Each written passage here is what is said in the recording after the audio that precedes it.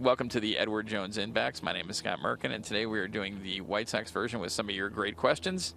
So let's get right to them. Bear with me as I have a new phone here and trying to figure everything out. Here we go. First question is from Ryan Heather, and the question is, what is your projected outfield for the start of the season? Will Nicky Delmonico make the team? I think the projected outfield at the start obviously is going to be very different as the year moves on because Eloy Jiménez probably won't break camp with the team, but will be there in April. And I think the projected opening day outfield differs also on who Kansas City puts out there. Ricky Renteria likes playing the matchups. So let's say Danny Duffy is the starter for opening day for Kansas City. I would guess that it's Leury Garcia in left, Adam Engel in center, and John Jay in right. And Nicky Delmonico, first of all, great clubhouse guy, really kind of the galvanizing force in that clubhouse, has been working at third base and at first base, which is what he really came up as. He was converted to an outfielder with the White Sox. So he's making himself more versatile. But it's going to be a tough battle for him. It's basically him and José Rendon and Daniel Palka and maybe an eighth reliever looking for the last couple roster spots. So he certainly has a chance. Whether he starts with the Sox or starts in Charlotte remains to be seen, but he's certainly in the picture. Thanks for that question. Now, number two. Again, new phone. Hang in there. Luke McCurry. What are the White Sox front office looking to do to bounce back from a lackluster free agency? Well, obviously the lackluster part is being judged by not getting Manny Machado or Bryce Harper. You know, they had good conversations with Bryce Harper early on. They were the only team to meet with him before the new year. He liked what he heard, but it just wasn't in their parameters what they wanted to do. And they made an aggressive push for Manny Machado. Ultimately, Manny Machado went with the guaranteed money that the Padres offered of $300 million versus $250, as opposed to the incentives and the options that could have pushed him to $350. You know, I don't think this is the year. I think they really believe coming in they were a year ahead of schedule in terms of adding big free agents, but you can't wait if the guys are available right now. So they went after Machado and met with Harper. I think they're still going to be in the, you know, the high-end free agent, the premium free agent picture. It just, right now, barring maybe an outfielder added, I don't think there's going to be much change. I think what you see with this roster is what you have at the start here. On to the next question. Oh, boy. Next question is Matthew Hernandez. What should Sox fans be most excited about this season? Well, obviously the young players. I mean, the young players look great. They've handled camp great so far. I was just talking to some of the coaches about that and how mature they are already. I think you can look at Tim Anderson in short. This could be a big breakout year for him. I mean, I think even 30-30 is not out of the question. He went 20-20 last year, and I think he's more comfortable than he's ever been. And then, of course, one more time, you want to look at Eloy Jiménez, who's going to be up for most of the season and probably battling with Vladimir Guerrero Jr. for the AL Rookie of the Year. Not to mention Dylan Cease, you know, one of the top pitchers in the system, coming up soon, too. So those are a few things to look at.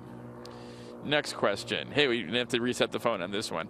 Alex Smithers, after missing out on Machado and Harper, any chance the Sox go for someone like Anthony Rendon or Paul Goldschmidt? And I think it's always possible. I mean, obviously, if you bring José Abreu back, you probably aren't going to go after Goldschmidt. I think Rendon is a possibility, but you now have, you know, Yoán Moncada moving over to third base. So it's all a fluid process.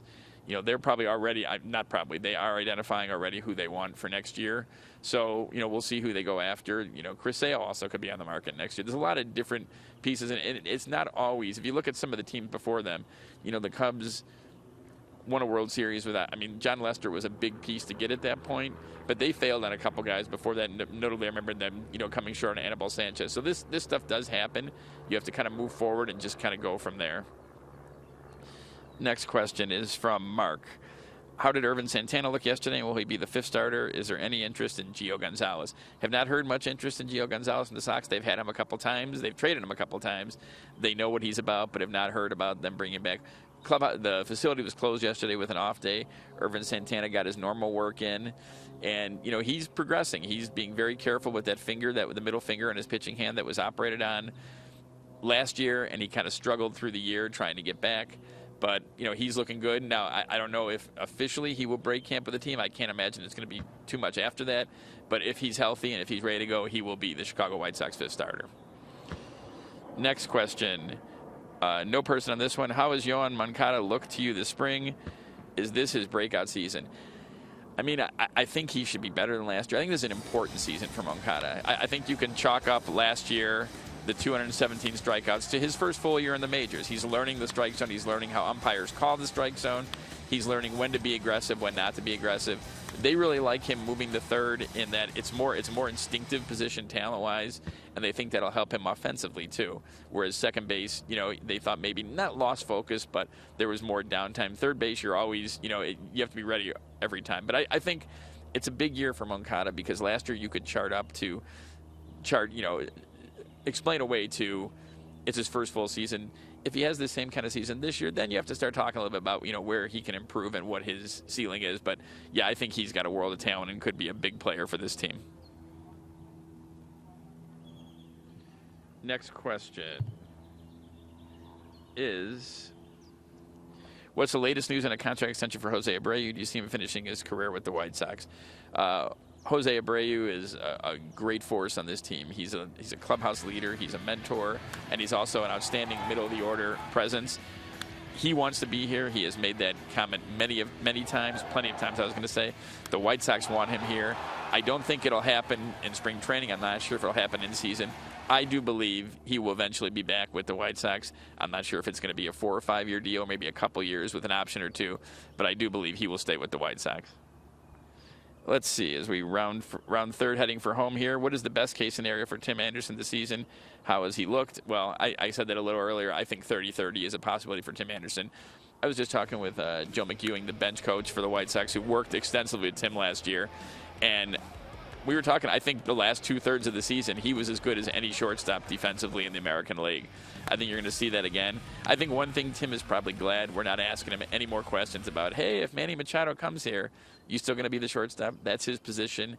He's made it his position, and he's done a good job at it. And I think with his focus on timing in the offseason, you're going to see him improve more so even offensively this year.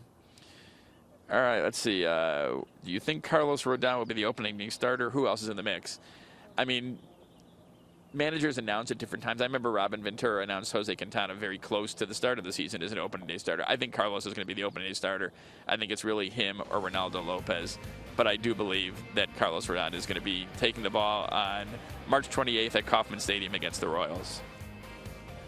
Final couple here. What are your expectations for Kelvin Herrera and the rest of the bullpen? And, I think they've done a great job updating the bullpen. Right now in bullpens, it's no longer just one closer. The best guy goes in the ninth inning, and that's that. You have to have leverage guys, high leverage guys for almost every inning, starting even in the fifth or sixth, at least the sixth. And they have that right now. They have Kelvin Herrera. They have Alex Colomé. They have pretty much everyone in the mix. So it's going to be a good late inning core for them to have.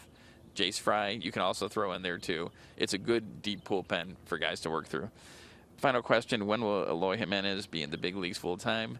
I would guess the end of April, probably somewhere around that stretch, April 26th, somewhere in that area.